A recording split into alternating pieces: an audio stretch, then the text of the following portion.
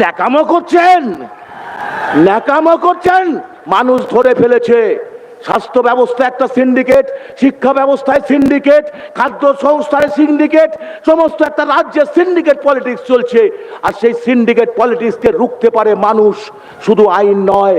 কারণ আপনার যেমন শিক্ষা, স্বাস্থ্য, কর্মসংস্থানের অধিকারের কথা আমরা বলছি, শিক্ষা, স্বাস্থ্য, কর্মসংস্থান এই তিনটে ব্যবস্থাকে আড়াল করে দিয়ে মোদি আর দিদি শুধুমাত্র হিন্দু মুসলিম অনুপ্রবেশ সনাতনী সনাতনী এই গুণগানকে ভুলিয়ে দেওয়ার চেষ্টা করছে শিক্ষা, স্বাস্থ্য, কর্মসংস্থানের অধিকার আদায়ের সংগ্রামটাকে।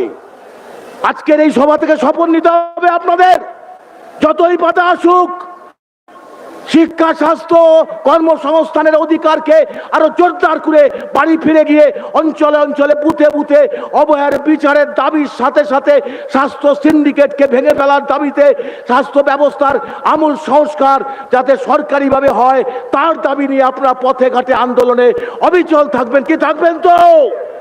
তবে এই সভা সাকসেস হবে। নওশাদ সিদ্দিকী দেখছেন, প্রতিষ্ঠাতা দেখছেন এই সমাবেশ। আরে কত জেল আর খাটাবে ভাই, পুলিশ দিয়ে জেল তো খাটিয়েই যাচ্ছ, কাস্টোডিয়াল টর্চার করছো, থানায় তুলে নিয়ে মিথ্যা মামলা দিয়ে যেভাবে মারছো, আবার কোন কোন জেলা সভাপতিকে ফোন করে বাঁচানোর অঙ্গীকার করছো। দাদা একটু ব্যাপারটা দেখে দিন, এত সহজ হবে না। আমরা মারের বদলা মার দেব না, আইনের মাধ্যমে বুঝে নেব। পুলিশ প্রশাসন টাঙা, ওই দেখেছেন টালা থানার ওসি আর লাস্টে সিভিক সঞ্জয় রায়, তার আজকে যাবজ্জীবন কারাদণ্ড। কাউলে বলির পাঠা কায়ে হচ্ছে নিচুতলার পুলিশরা। তাই পুলিশ বন্ধুরা সবাই বোঝেন তাদের হাত পা বাঁধা, কিছু করার নেই। কিন্তু আমি এইটুক বলবো, অন্যায়ভাবে আইএসএফ এর কর্মীদের মিথ্যা মামলা দিয়ে কাস্টোডিয়াল টর্চার যদি করেন, আইএসএফ হাইকোর্টে তুলে ছাড়বে আপনাদের। আবার বলছি, যতই বাধা দিন আইনে বুঝে নেব। মিথ্যা দিয়ে কাস্টোডিয়াল টর্চার বন্ধ করুন। পুলিশ মহোদয়কে বলছে আইনের পথে তুলুন। সংবিধানে আপনার সিআরপিসি ক্রিমিনাল প্রসিডিওর করে সেটা তো আবার চেঞ্জ হয়ে মনু সংহিতার পথে দেশটাকে নিয়ে যাচ্ছেন।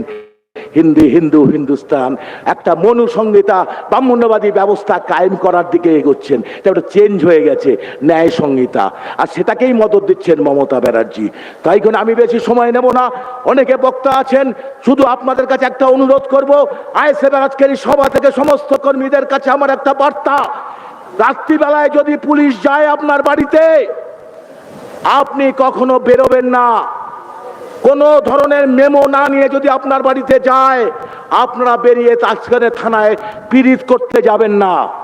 থানার পুলিশ অফিসার সাথে পিরিত বন্ধ করুন। পুলিশ কখনো বন্ধু হয় না, শাসকের দ্বারা পরিচালিত হয়। সে কিন্তু শাসকেরই দাসত্ব করে।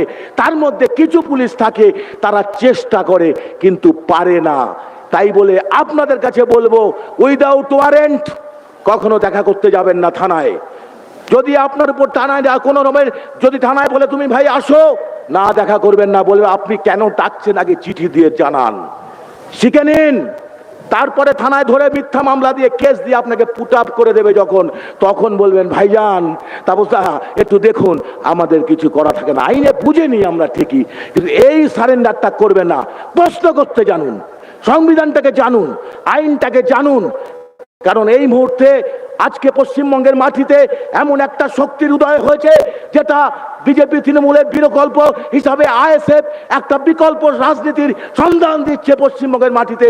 এতে ভয় পাচ্ছে বিজেপি, আরএসএস। কারণ এখানে যারা বসে আছে তারা প্রত্যেকে প্রান্তিক মানুষ। আমি এদের ধর্মের চোখে দেখি না, আর ওরা ধর্মের চোখে দেখে। এই ধর্মের বিভাজনের মধ্যে দিয়ে রাষ্ট্রটাকে হিন্দুস্তান বানানোর যে চক্রান্ত খেলায় নেমেছে একটা ব্রাহ্মণ্যবাদী শাসক 77 বছর ধরে, তারই রসদ যোগাচ্ছে মমতা ব্যানার্জি। তাই তৃণমূলকে পরাস্ত করার মধ্যে দিয়ে বিজেপিকে হাঁটাতে হবে। পশ্চিমবঙ্গে থেকে বিজেপির স্থান কেন্দ্র থেকে বিজেপিকে হাঁটাতে হবে।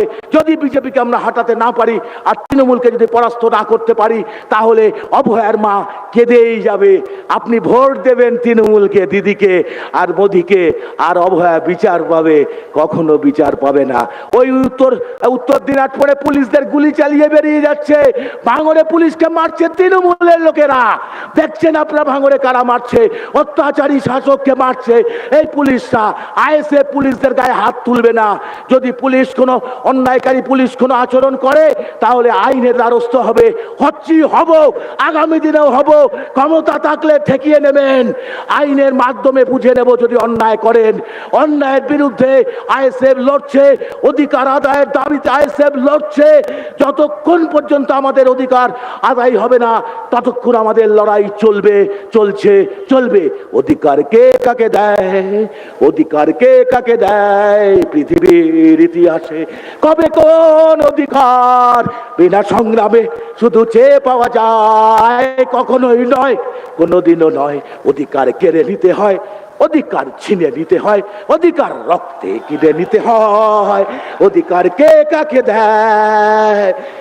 ইনকলাব জিন্দাবাদ, আইএসএফ জিন্দাবাদ, নওশাদ সিদ্দিকী জিন্দাবাদ। নমস্কার।